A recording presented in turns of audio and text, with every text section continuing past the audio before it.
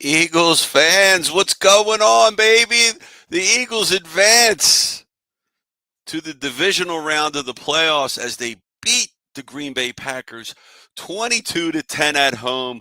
Woo! What a win, guys. That was a fun game. A little frustrating there for the middle part of it until the Eagles were able to break it open. But the Eagles win I would say a close game, 22-10. I mean, 12-point margin of victory. I actually had them going into it as a 30-17 win, 13-point margin of victory. So I was kind of close there in my prediction. But Eagles win.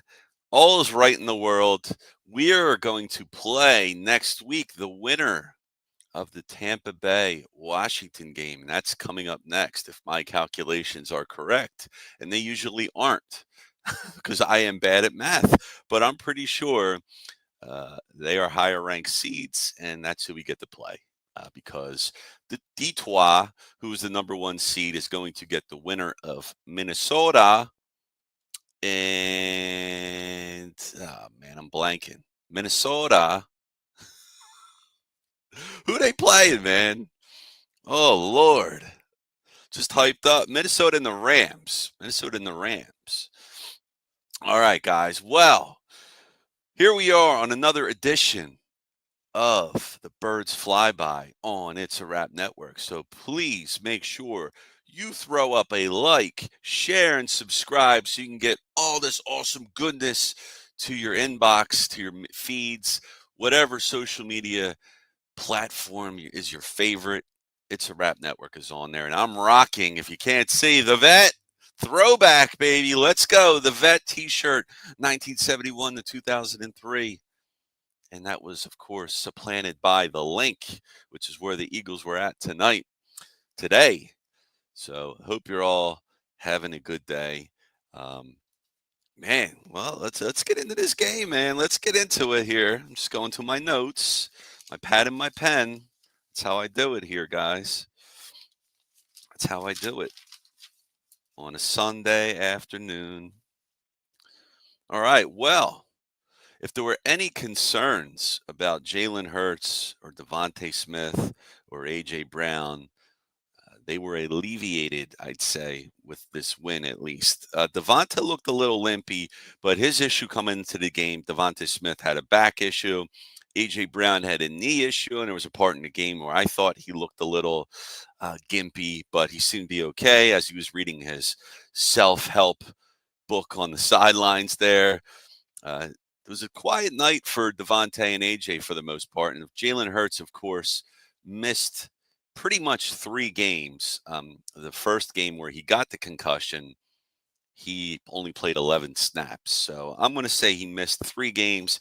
And you wonder if part of the Eagles' issue with offense today might have been that Jalen Hurts was a bit rusty. Plays just didn't seem in sync. Um, it didn't look right. I thought it should have been a healthy dose of Saquon Barkley, and it was as the game went on. I mean, Barkley had a chance for an even bigger day today, but at the end of the game, he could have broke off 60-yard touchdown run and decided to just fall down, lay down, kneel, and just clock the game. So, but I don't know. I don't know.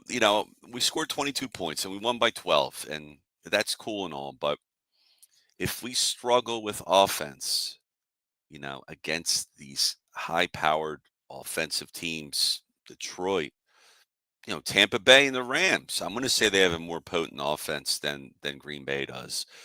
Um, we can be in some trouble. We could be in some trouble. I mean, Commanders too. We split the series with them, but I hate to face them a third time. So I'm kind of pulling for Tampa Bay. I'd just rather play them in the playoffs. That's just me personally. In the third game, you never know how that's going to shake out. So we'll see here.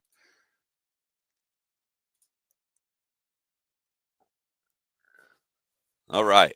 It's a Rap Sports Network. Here we go. That's probably my man Matty B behind the avatar. Tampa 3. Tampa is 3, and Washington is 6. LA Ram is 4. Minnesota is 5. If Tampa wins, we play Tampa. If Washington wins, we play the winner of Minnesota and Carolina. Come on, man. Well, that's why you're here, Matty B. To straighten me out. All right. We play the winner of Minnesota and the Rams. No, I don't. Is it though? I don't know. All right. I trust you, Matty B. Eric, my boy, he says, good game. Jalen needs to be better. Jake Elliott can cost us at some point. Let's hope that doesn't come to pass. Yeah, he missed an extra point, which he shouldn't have missed. But kickers are a fickle bunch. Just seems they can have one year they're great, next year they're not. The next year they fall off and they no longer they lose the range. You never know with these guys what they're going to do. It's crazy, man. It's crazy. But Jalen, does he need to be better? Yes. I didn't like a lot of the design run calls they had. I got to be honest with you. With him running, I mean, the guy comes back from a concussion. He was out pretty much 3 games, and you're going to have him do these plays. 3rd and 13, they had him run. I mean, I don't know. I don't understand the logic there in those play call selections. I don't want Jalen Hurts to be running, a, a direct call with him running unless it's a tush push for 1 yard, to get either a touchdown or a 3rd and 1, 4th and 1 type situation. Other than that, I really don't want Jalen Hurts to go out on, designed run plays up the middle. And my man just had a concussion and he took a hard hit in this game too, where I was like, damn, man, I hope he's okay. Because that's the last thing you want right now going into the playoffs. I mean, you saw what happened to Green Bay tonight. Green Bay was decimated by injuries. And that's one thing you can't predict in a game is injuries. The other thing you cannot predict is turnovers. Of course, we love turnovers when it's not us turning the ball over. It was the Packers turning the ball over. They turned over 4 times today. There was a chance it could have been a 5th time, but they were able to recover their own fumble at one point. But bad game for the Packers. I mean, injuries, that's a shitty thing that happened. You don't wish injury on anybody. You don't want guys to just, wish guys to get hurt. I don't do that. I always feel bad when these guys get hurt because remember, man, this is their livelihood. You never know if they're one hit away from just never playing again. I mean, it's a brutal sport, but Packers decimated by injuries that they got killed by turnovers and penalties. They had so many penalties called in this game it was crazy. I mean, that was a reason why they lost today. The undisciplined teams cannot win a Super Bowl. I'm going to take that to my grave. I don't know the stats in the history of football of undisciplined teams can just go ahead and win Super Bowls, but I'm going to say that's never happened. Green Bay at one point they stuffed Saquon Barkley in the game, and then they end up throwing him down to the ground and causing an unnecessary roughness call. Gave the Eagles the first down. And we were up 9 at that point. And I get that Packers are frustrated, but you cannot, as the Packers, do stupid moves like that if you want to stay in this game and have a chance. And they had a chance. They were in this game for the majority of it. I mean, it only broke open in the 4th quarter there. My man Chris says, go Birds. And F Gautier. And if you Flyers fans out there, that was the game of the year last night. I'm telling you, I watched that game as soon as the first playoff game ended yesterday, the Buffalo or the Texans and Chargers game. As soon as that ended, I went right to the Flyers game. So I missed the first 9 seconds of the Flyers game, but I watched the rest of it in its entirety. And that game had all the feel of a playoff game. I mean, the crowd was amazing. Flyers dominated on all aspects of the game last night. And that was a hell of a game. Game of the year for the Flyers. Maybe that's a spark for them. Let's see what happens. All right. It's a wrap saying Packers had one more penalty than the Birds, but the penalties that the Packers made were cost them. That's that unnecessary roughness play. We didn't have any unnecessary roughness plays, and the turnovers are an issue for the Packers. But when a Nick Pitt penalties, I know Matty B likes to take the other side and just bash the Eagles for today. But they won the game, and it wasn't pretty, and maybe there's some rust there. And yeah, the excuse emporium is open for biz. We'll be up. But the Eagles did it. They won. They advanced. I can't complain. and just see if things tighten up next week because you're going to need them to. Well, let's break down this game a bit as all these boxes in my room start falling over here. The one thing that scared me about the Packers coming into the game, well, they were the number 7 seed this year, and they were also the number 7 seed last year. And last year, they were able to go into Dallas in the playoffs, knock Dallas out, who was favored in that game. So it was a similar situation we had here tonight, where the Packers come to Philadelphia. Eagles are the favorites. They were -5 in the game, and there was a chance for an upset for sure. Packers ended their season losing the last 2 games, so that gave me some solace. No Christian Watson, who was their deep threat at wide receiver, so that was a big loss for the Packers. Not their number 1 receiver. I mean, they really don't have a number 1 because they spread the ball around so much. But their most dynamic player was on the field today. That was Jalen Reed. He even got hurt in this game. He was one of the receivers. Romeo Doubs looked like he had a concussion. They lost their center. I mean, it's a shame for the Packers, but the injuries, I don't know. If they didn't lose all those guys, who knows, the outcome of the game would have been different. But when you lose all them players, man, and you're down, it is tough, to surmount that loss. So unfortunately for the Packers, and fortunately for the Eagles, we advance, they go home. You can't predict injuries, you can't predict turnovers.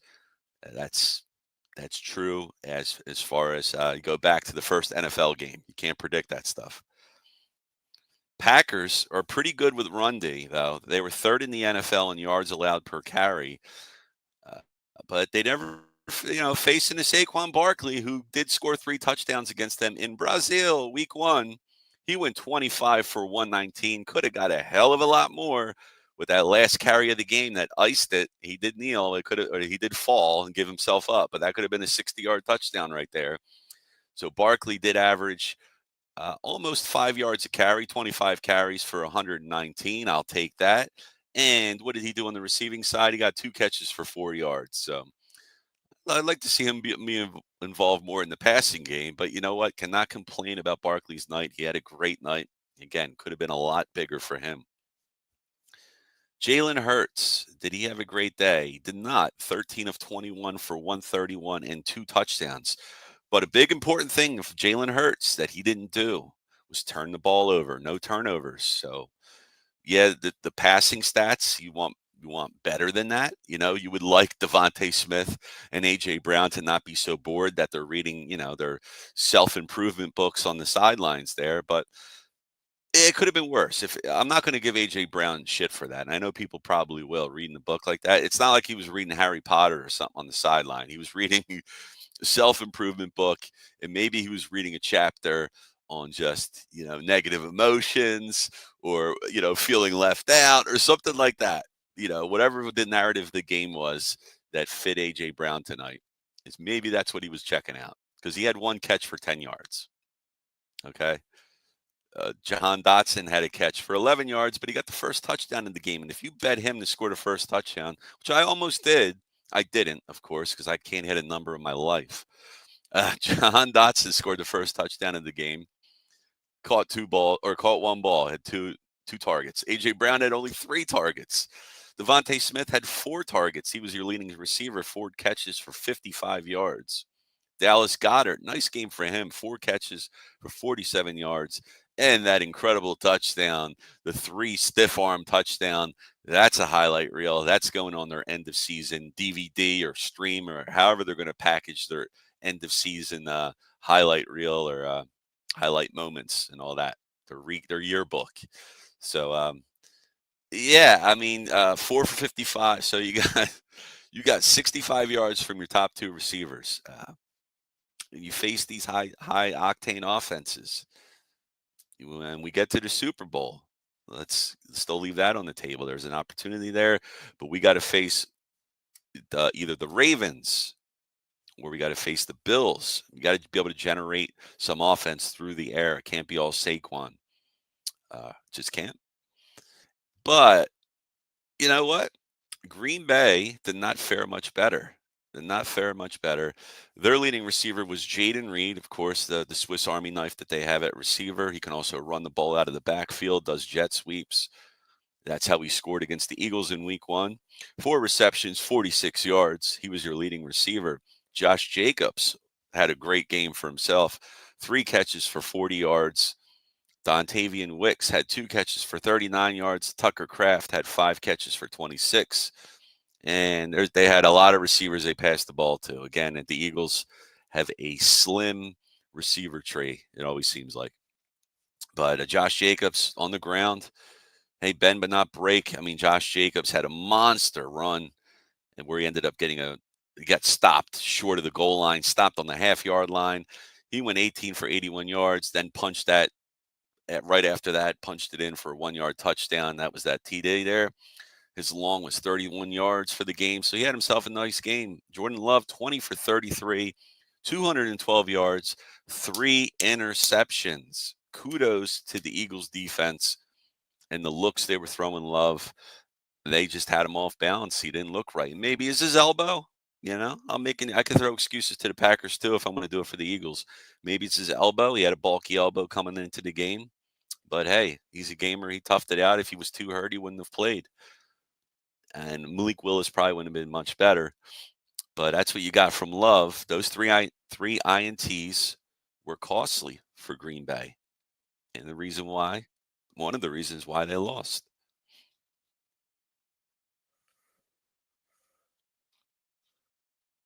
So, looking at that, even Tucker Kraft got some carries. It's funny.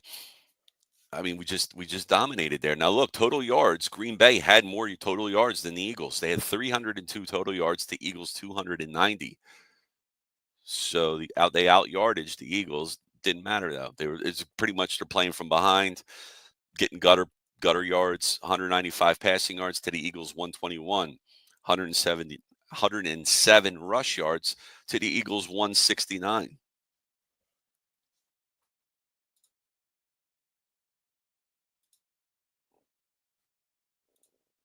Freddie Bird's in the house. What's up, Fred? Says, go Birds. Defense wins championships. That's right. That is the saying, my friend. Yeah, man.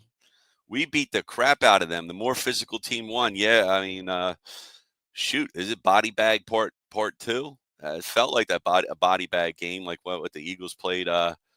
Was it Chicago back in the day? I was a little kid, Matty Bass. I know you're going to correct me on that one, but the body bag game where the Eagles took out a bunch of players back in the day. So it seems similar in this game, but we did beat the crap out of them. We were physical, and the better team just won, and that was us. The number 1 defense in Philadelphia versus the number 5 offense in Green Bay. We were able to stymie them for sure. We didn't have to face their star cornerback, Jaire Alexander. He was out, but they still had some good players. They still have a great defense. Edgerrin Cooper has been a stud, and he's been a stud since he only played 11 snaps in week 1. So we didn't see much of him in week 1, but he became a player. You could argue he's the best defensive player on the team right now. Him and Xavier McKinney, 2 studs.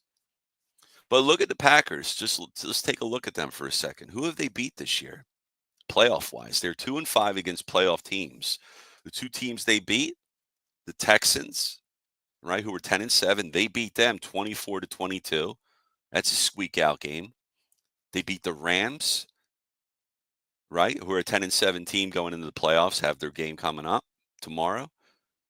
They beat them 24-19. Again, no blowouts here. They just squeaked by.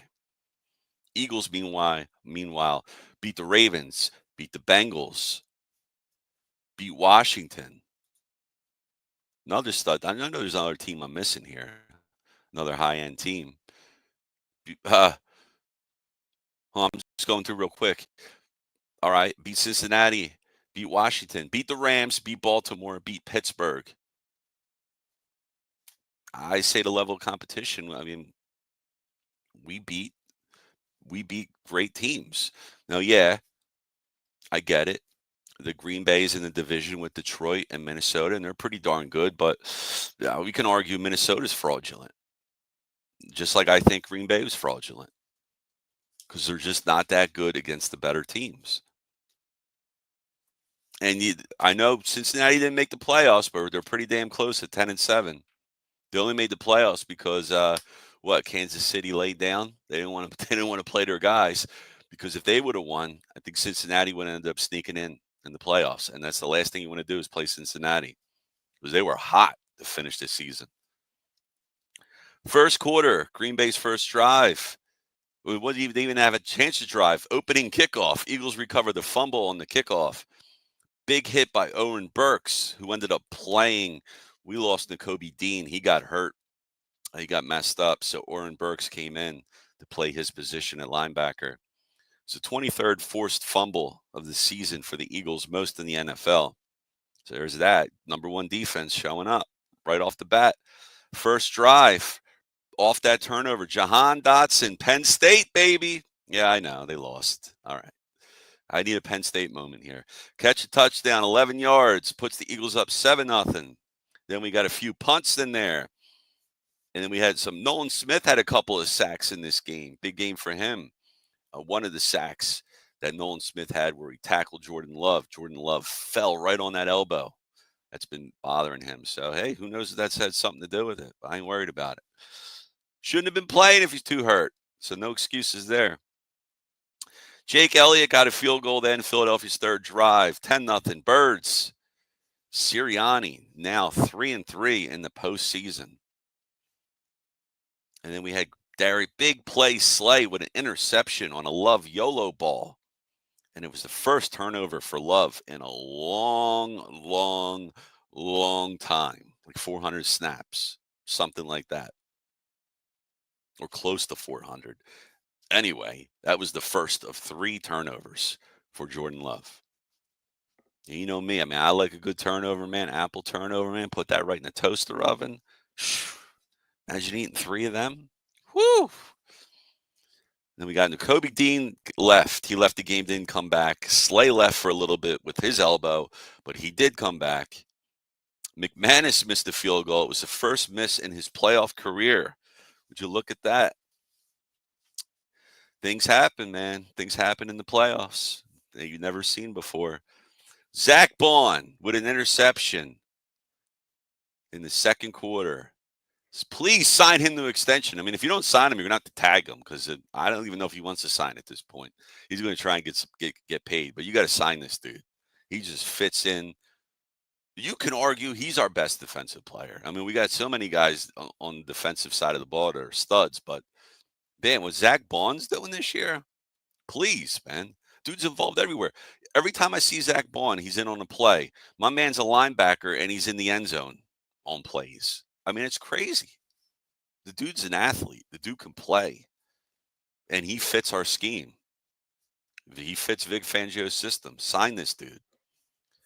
First half stats, not pretty at all. Oh, just that one touchdown there for the Eagles. Hurts, 6 for 13, 39 yards. He had 2 rushes for 23 yards. Jordan Love was 9 for 15 with 70 yards and 2 rush yards. And then you had Saquon Barkley was 9 rushes for 58 yards. Hey, it's over 6 yards a carry. 1 reception for 1 yard. Josh Jacobs with 10 rushes and 25 yards. And then on the receiving side, Jaden Reed. Wait, yeah, that's right. Jaden Reed, 3 receptions for 33 yards. Jordan Reed was a tight end that played for Washington Commanders. He was a good player. Jahan Dotson was our leading receiver. 1 catch for 11 yards and 1 touchdown. So it's a lot of ones, man, but those ones add up because we had the lead. All right, going in the third quarter here, offense was sputtering. Boo Birds came out. That's not a shocker, but for the way the Eagles were playing, yeah, the Boo Birds, hey, I don't blame them. I don't blame them for booing at that point because the offense looked like doo-doo. And then it was determined, Nakobe Dean out with the knee injury. The Eagles' run D has been great today. I mean, Josh Jacobs seemed to get better as the game went on, but the Eagles were able to pretty much contain Jacobs. I mean, he didn't single-handedly lead the team, although he was trying. He was trying. Romeo Dubs got hurt on a scary play right in the end zone. He was wearing a Guardian cap, which I didn't even know till they mentioned it. Then he zoomed in on his helmet, and you could see it. But it looked like another concussion. He suffered one earlier in the year, and they were already down Christian Watson at that point. Then Jaden Reed ended up getting hurt, and they pretty much lost their starting receiving core here between last week and this week. Just shame. I hate to see stuff like that. There was a PI call that Dontavian Wicks acted out on, so that was a good acting job by him to get the call. But Quinyon Mitchell, I didn't see him doing anything there. That was Wicks just flailing his arms about to get a call. Field goal by McManus, 5:46 in the third quarter, and it's now a 10-3 Eagles game. So it's a slow game. I mean, we're in the third quarter here, and it's only 10-3. So it does start to ramp up a bit here. Dallas Goedert gets a touchdown, Philadelphia's eighth drive, 24-yard touchdown. If you didn't see this, you got to check it out. It's a highlight for sure. Goddard wouldn't be denied. Okay. Valentine was the guy on the linebacker on Goddard. Goddard stiffs off him right off the break. One after he makes the catch. And then a second stiff arm, and then going to the end zone, he just gives him a third one for good measure. What the hell? Extra point was missed by Jake Elliott. So again, there are some concerns for Elliott here, but the Eagles take a 16-3 lead at that point. Green Bay's next drive, they make it interesting. Jaden Reed got hurt on that drive. Blankenship shouldered right into his arm. And, I don't know if it was more, it looked like more than a stinger because he never came back, but it could have been a stinger or something into his arm. He looked like he was grabbing for it, had some issues there. Josh Jacobs had a monster run here. They were grabbing at his jersey, doing everything they could to rip this guy down. They couldn't do it. Falls right at the half-yard line. And then he ends up punching it in, gets a 1-yard TD. The lead's now 16-10. So it's still interesting, guys. Interesting game here. It's 16-10, and you still think the Packers have a chance, but their players are dropping like flies. And, the way Tom Brady was saying it, it was giving me a little bit of relief because I just anxiety out the ass. He was just saying this is insurmountable. You can't keep suffering these injuries. I mean, then they lost their starting center. I mean, just getting killed on the offensive side of the ball with players going down. All right, this is the play with Jalen Hurts I had an issue with. So in the fourth quarter, it was the Eagles' ninth drive. Eagles did a fake tush push. It was 3rd and 13. And that fake tush push, sorry, not there. It was a play before. It was a fake tush push with a YOLO ball. Just missed A.J. Brown there, so they couldn't connect. So maybe Hurts a little bit of rust there. He's got to work off, and hopefully by next week he's a lot better there, slinging it because we're going to need them. Need those YOLO balls to connect. So it was a shitty run call there. They ended up calling a design run play for Hurts, 3rd and 13. And he got tackled and he fell. He was doing like a somersault as he's getting tackled. And, his head looked like it hit the ground a bit, but maybe not as hard as it did a few weeks back when he got that concussion. But still made me a little bit nervous there. Elliott does make the 30-yard field goal. It's now 19-10 Eagles game. And then we had in the ninth drive for Green Bay, we had a 4th and 3. Malik Heath caught the ball for the first down, but he was out of bounds on the sideline on the catch. Malik Heath is like their 5th receiver, 6th receiver, because like I said, the receivers were dropping today and they already lost the one from last week. Turnover on downs. Eagles get the ball back. This is the penalty that killed the Packers the most here. So you had unnecessary roughness on the Packers after they stuffed Barkley for a run. They grabbed them, multiple guys on them. They're pushing them back. They're pushing them back. They're pushing them back. And then one player just decides to just toss them to the ground. Flag comes up. Barkley, who never seems to show off with dance moves and things like that. But on that case, I don't blame him for being pissed off. And he was just doing a long point and holding it for a while, which I was kind of worried he was going to get a flag called and then we're going to have offsetting penalties, but that didn't happen. So that was a play there. I mean, Green Bay was down 9, okay, but they were not out of the game yet. There was plenty of time there for them to come back. That's a touchdown and a field goal. That's not a lead you can't come back from. Well, anyway, that ended up leading to a 32-yard field goal by Jake Elliott. So Jake Elliott, aside from that extra point, he was perfect tonight. He hit 3 field goals, and we just hope if he's going to miss anything, it's extra points because this last time I checked, 3 is better than 1. So as long as he's making them field goals, I don't care if he misses an extra point now and then. Eagles take the 22-10 lead. That ends up being your final score. Nolan Smith gets another sack. So second sack of the day, and just highlighting here, the Packers were decimated by injury today. The turnovers, the penalties, that all culminated into their loss. Quinyon Mitchell with the INT, 4th turnover for the Packers, and that's it. That's all she wrote. So it was a nice game by the defense for sure. The offense, not so much, but they did enough to win. Look, if they win every game this year, going into the Super Bowl, and even if they won the Super Bowl every game 22-10, I can live with that. We got the number 1 defense. You don't need to put up 35 points every game.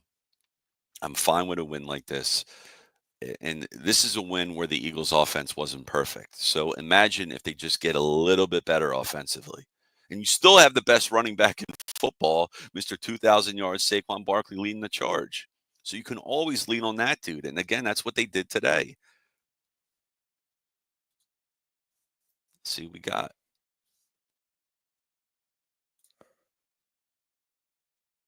Body bag game was against Washington. See, I can always count on Matty B, man. He's always got the facts, man.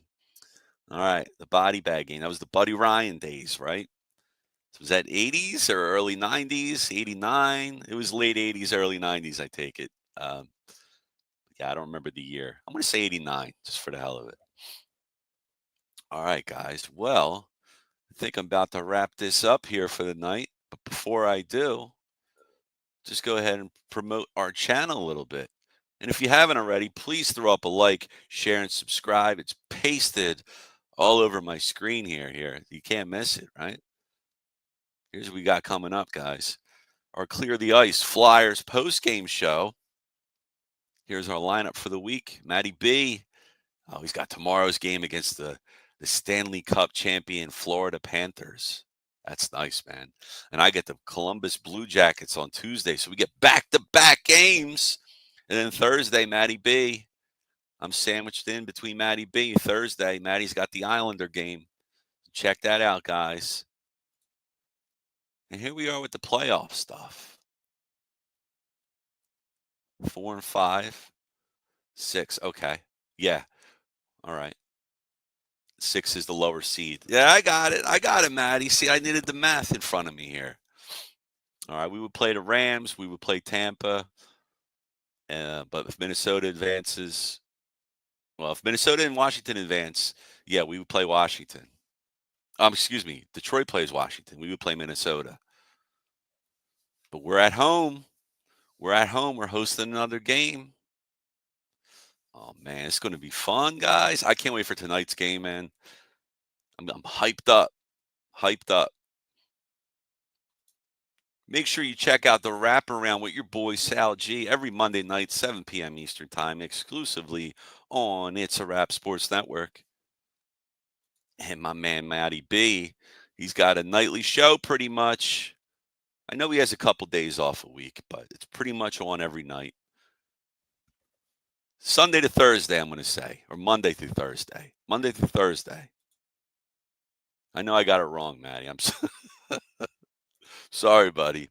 Birds Blast with Kyle Quinn. Make sure you check that out. It's a Wrap Sports weekly show hosted by Matty B. And my man Big Mike, who you remember back in our EOP days, and he joined me for a post-game show a couple weeks back. Big Mike's going to join us in February doing Flyer stuff, doing Philly stuff, going to have his own show. Big Mike doing big things at It's a Wrap Sports Network. And, of course, Matty B. Any and all excuses brought up by me today were Of course, sponsored by Big Al's Excuse Emporium, established in 2024. Big Al has all excuses available from the four major sports teams, including the Flyers, the Sixers, the Eagles, the Phillies, and I'll make excuses for Penn State too. All right, because they lost, and there's excuses there, but whatever. They can't throw to the receivers. They didn't complete one pass to the receivers. What the hell is that? It's that crap. All right, guys. Well, it was a lot of fun hanging out with you tonight. Hope to see y'all next week, because next week we're going to have a doozy of a game no matter who we play, and we'll figure it out after tomorrow night, I'm sure. So, guys, take care, everyone. Talk to you next time, and we'll see you on the next one. Peace.